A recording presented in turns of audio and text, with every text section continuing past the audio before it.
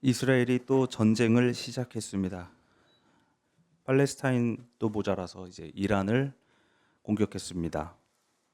하마스도 이란도 휴전과 협상을 제안하기도 했지만 이스라엘의 베냐민 네타냐후 총리는 승리를 확신한다면서 오로지 전쟁 또 전쟁만을 얘기했습니다. 그리고 그 전쟁은 지금 미국이 지원하고 있습니다. 평화가 하루하루 미뤄지면서 무너지지 말았어야 할 건물들은 무너지고 또 죽지 말았어야 할 죄 없는 사람들은 죽어갑니다. 우리만이 신에게 선택받은 민족이다라는 자부심 때문일까요? 다른 민족을 죽이는 그 전쟁을 좋아해도 너무 좋아합니다. 오늘 그런 이스라엘에게 이사야가 하나님의 말씀을 전합니다. 나는 내 백성의 기도에 응답할 준비를 하고 있었지만 아무도 내게 요청하지 않았다. 누구든지 나를 찾으면 언제든지 만나려고 준비하고 있었지만 아무도 나를 찾지 않았다. 제멋대로 악한 길로 가는 저 반역의 백성을 맞이하려고 내가 종일 팔을 벌리고 있었다. 그런데 이 백성은 우상에게 제사했다. 그들은 내가 아니라 밤마다 무덤 사이로 다니면서 귀신들에게 물었다. 그들은 돼지고기를 먹으면서 제사상에 올랐던 고기 국물을 마셨다. 그러면서 그들은 스스로를 거룩하다고 하고 이방인을 멸시했다. 이러니 그들을 향한 나의 분노가 꺼지지 않는 불처럼 타오른다. 목사가 나를 돌보지 않는다. 안타깝게도 이렇게 말하면서 교회를 떠난 분들이 몇몇 있었습니다. 저는 목회를 시작할 때 신방과 상담 신청 시스템을 만들어 놓고 필요할 때 돌봄을 요청하라고 했습니다. 개인적인 이야기 외에도 교회에 대한 의견을 들을 수 있었습니다. 제가 일일이 한 분 한 분 찾아다니지 않고 이렇게 한 것은 단순히 귀찮아서가 아닙니다. 이렇게 하는 이유는 답이라는 것은 결국 질문하는 자가 받을 수 있다고 생각하기 때문입니다. 답을 아무리 많이 들어도 그가 질문하지 않았다면 그것은 잔소리에 불과합니다. 주님의 도움은 늘 있었습니다. 그러나 그것은 요청하는 사람만이 받을 수 있는 것입니다. 하나님께서 얼마나 많은 은혜를 이스라엘 백성에게 주셨습니까? 그러나 그들은 그것을 이미 가졌다고 생각하면서 충분하다고 생각하면서 엉뚱한 곳을 찾아다닙니다. 주님을 부른 적이 없습니다. 밤마다 몰래 무덤가를 돌면서 귀신들에게 묻습니다. 불안한 마음에 점집을 찾아다니는 사람과도 같습니다. 또 그들은 돼지고기를 먹습니다. 돼지고기는 가증한 것의 상징입니다. 당시 돼지고기는 이방신을 향한 제사에 올라가는 고기였기 때문입니다. 지금 돼지고기를 먹어도 되는가 안 되는가가 중요한 것이 아닙니다. 당시에 그 돼지고기를 먹는다는 것은 유대의 신앙을 유린하는 것을 넘어서 이방의 신을 향한 굴복이었습니다. 우리의 주님께서는 지금도 팔 벌려 기다리고 계시는데 엉뚱한 이에게 도움을 요청하는 어리석은 이스라엘, 결국 제국과 전쟁의 신을 섬기고 마는 이스라엘을 보시고 주님은 분노하셨습니다. 이방인을 생각할 때 우리는 언제나 그것을 둘로 구분해서 생각해야 합니다. 외국인이라고 해서 다 같은 외국인은 아닙니다. 어느 나라 출신인지에 따라서 대우와 상황은 달라집니다. 힘 있는 나라가 있고 힘 없는 나라가 있기 때문입니다. 잘 사는 나라가 있고 못 사는 나라가 있기 때문입니다. 그러니까 어딜 가더라도 차별받는 이방인이 있고 어딜 가더라도 군림할 수 있는 이방인이 있습니다. 이사야는 지금 이 둘 중에서 제국의 이방인을 멀리하라고 말하고 있는 것입니다. 해방의 하나님께서는 이스라엘 백성이 이집트를 나와서 동쪽의 메소포타미아 땅으로 들어갈 때부터 주야장천 말씀하고 계셨습니다. 그 동쪽의 땅, 젖과 꿀이 흐르는 땅, 그러니까 그 잘 사는 나라에 들어가면 제국의 신이 있을 텐데 그들의 전쟁의 신을 섬기고 있을 텐데 나를 놔두고 그 신을 섬기지 마라. 그러니까 돼지고기를 먹지 마라. 그러니까 너희가 제국의 노예, 광야의 나그네였다는 사실을 잊지 마라. 그러니까 나약한 이방인, 나그네를 차별하지 말아라. 그러나 이스라엘은 반대로 돼지고기를 먹었고 제국의 신을 섬겼습니다. 그리고 스스로 거룩하다고 말하면서 못 사는 나라의 백성들, 제국의 노예들, 광야의 나그네들이 자신에게 닿는 것을 극도로 싫어하면서 차별하기 시작했습니다. 그렇게 이스라엘은 수천 년이 넘도록 다른 민족을 싫어하는 전쟁의 노예가 된 것입니다. 오늘 복음서에서는 이사야가 바라보았던 이스라엘처럼 군대 귀신에 들린 사람이 등장합니다. 예수께서 거라사 지방에 가셨을 때 귀신 들린 사람 하나를 만났습니다. 그는 오랫동안 알몸으로 무덤가에서 지내는 사람이었습니다. 동네 사람들은 그 무덤가에 가는 것을 무서워했을 것입니다. 밤마다 이상한 소리가 들리고 괴물 같은 사람이 돌아다닌다는 목격담이 즐비했을 것입니다. 세상에 이런 일이 제보될 만한 이야기죠. 보통 제작진이 그 괴물의 이야기를 조사하다가 슬픈 사연을 발견하고 그를 병원에 데려가면서 이야기는 끝이 나지 않습니까? 예수께서 그 사람을 구마하셨습니다. 그런데 어째서인지 떨어지지 않았습니다. 다른 귀신들은 보통 예수의 구마 앞에서 단번에 나가 떨어지곤 하잖아요. 그런데 이 귀신은 다릅니다. 예수께서도 포기하지 않으시고 끈질기게 구마를 이어가셨습니다.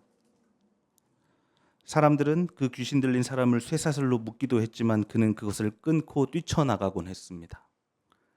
다시 잡아오고 구마하고 도망치고를 반복했습니다. 이 귀신은 왜 이렇게 끈질긴 걸까요? 이 귀신도 지쳤는지 예수께 말합니다.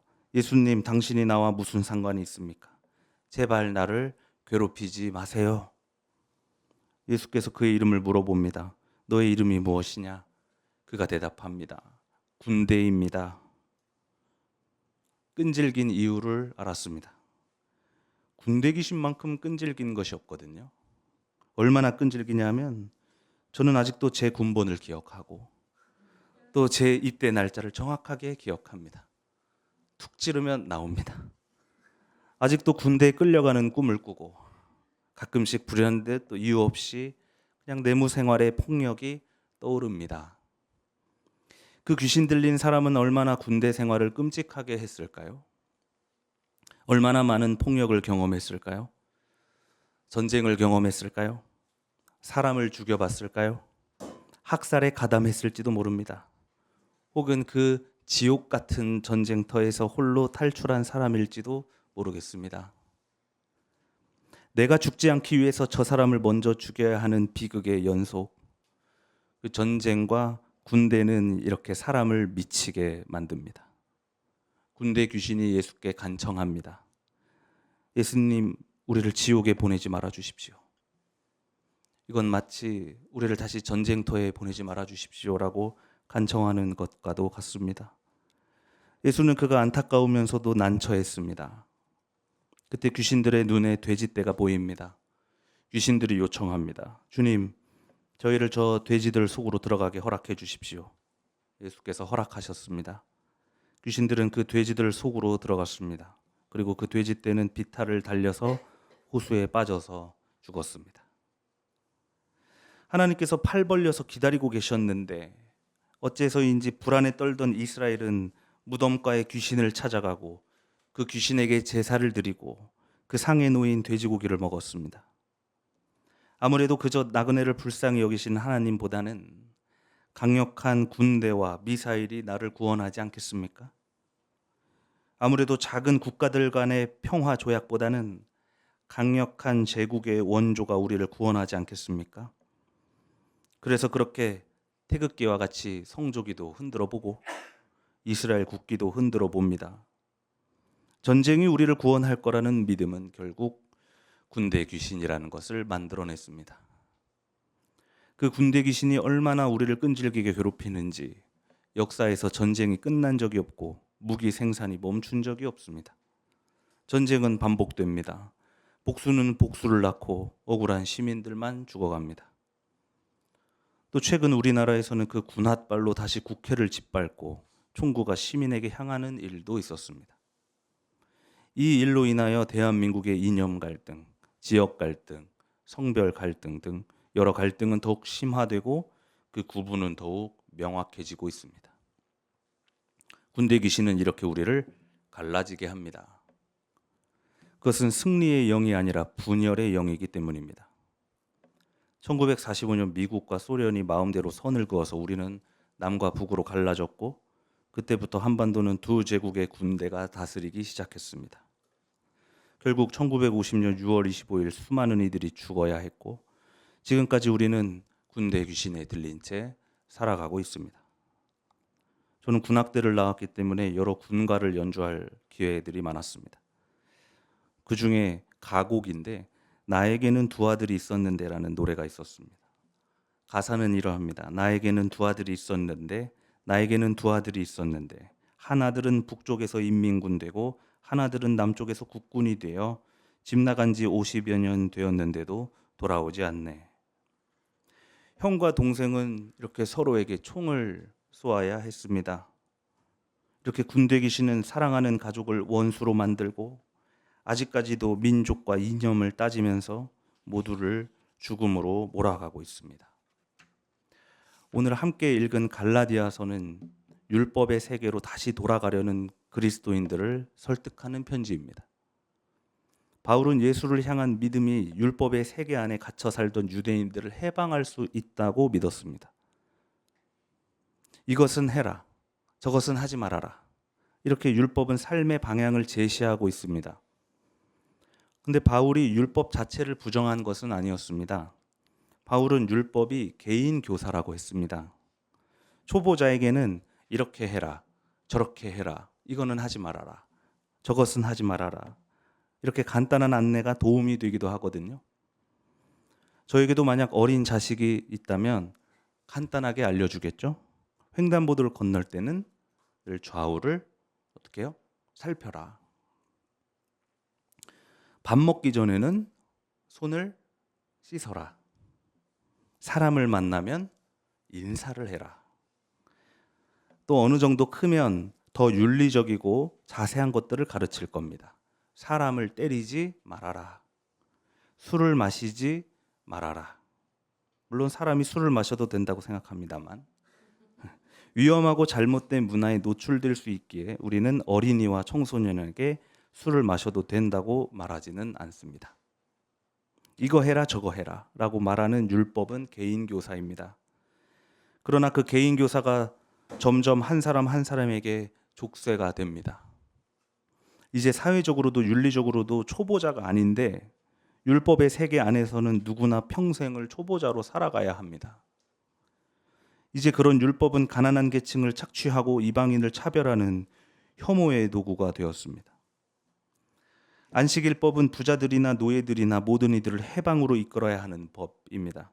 그런데 자본가들은 평일에도 놀고 가난한 노동자들은 안식일에도 일해야 하니 안식일법은 자본가를 거룩하게 하고 노동자를 죽음으로 내모는 법이 되었습니다. 안식일법이 사람을 위해 있어야 하는 것인데 그 반대가 되었습니다. 이런 율법의 세계, 율법주의를 깨뜨린 분이 누구십니까? 바로 예수 그리스도입니다. 그래서 바울은 이미 예수 그리스도의 믿음이 우리에게 왔으므로 우리가 이제는 개인 교사 아래에 있지 않다고 선언합니다. 여러분은 모두 그 믿음으로 말미암아 그리스도 예수 안에서 하나님의 자녀들입니다. 여러분은 세례를 받아 그리스도와 하나가 되었습니다. 그러므로 유대 사람도 그리스 사람도 없으며 종도 자유인도 없으며 남자와 여자가 없습니다. 여러분 모두가 그리스도 예수 안에서 하나이기 때문입니다. 율법은 국가와 민족과 계급과 성별을 따지지만 믿음은 그것들을 모두 허물어 버립니다. 율법은 차별과 혐오를 만들어내지만 예수 그리스도의 믿음은 그것들을 몰살시킵니다. 내가 남한 사람도 아니고 북한 사람도 아니고 한 민족도 아니라 오로지 하나님 나라의 백성, 하나님의 자녀입니다. 그리고 이와 같이 당신도 그러합니다. 여러분 이 믿음 안에서 모든 군대가 무력화될 줄로 믿습니다. 이 예수 그리스도의 권능 앞에서 군대 귀신들은 가증스러운 돼지떼와 함께 물러날 줄로 믿습니다. 그러니 여러분, 전쟁의 위협 앞에서 우리에게 필요한 것은 강력한 우방국도 아니고 핵폭탄을 보유하는 힘도 아닙니다. 또 억울한 죽음을 외면하는 것과 동시에 내 살 길만을 만들어내는 외교 기술도 아닙니다. 전쟁의 위협 앞에서 우리에게 필요한 것은 오직 예수 그리스도 안에서 우리 모두가 하나라는 믿음입니다. 그러니 전쟁이 우리를 구원하는 것이 아니라 믿음이 우리를 구원합니다. 군대 귀신을 쫓아낼 수 있는 것은 믿음이라는 얘기입니다. 사랑하는 교우 여러분, 오늘은 우리가 종전을 기다린 지 75주년이 되는 민족 화해주일입니다. 우리가 한민족이니까 통일해야 하는 것이 아닙니다. 우리가 모든 민족주의를 무너뜨리는 새민족이니까 화해해야 하는 것입니다. 그때나 지금이나 화해의 하나님께서는 두 팔 벌려서 우리를 기다리고 계십니다. 우리 예수 그리스도의 믿음에 힘입어 이 군대 귀신을 끊어내고 화해의 하나님께로 돌아갑시다. 밤마다 미사일이 날아다니는 이 시대에 전쟁의 위협이 도사리는 이 한반도에서 화해와 평화를 선포하는 새민족교회 가운데 주님의 평화가 함께하기를 바랍니다. 오늘 주신 말씀 다 함께 묵상합시다.